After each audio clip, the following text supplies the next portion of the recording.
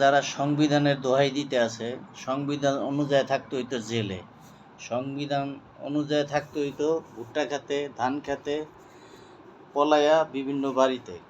এই সংবিধান নিয়েই তারা লাফালাফি করে।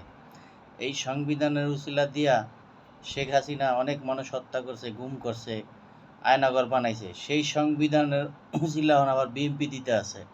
এই সংবিধানের উসিলা বিএমপি দিয়া বিএনপি আবার রাষ্ট্র পরিচালনা করতে চাইতেছে। এই সংবিধান অনুযায়ী থাকা দরকার ছিল জেলখানায়, লন্ডনে। এটাই সবশেষ ভালো সিদ্ধান্ত ছিল। আজকে এই সংবিধান নিয়ে আবার তারা মাথা ঘামাইতেছে।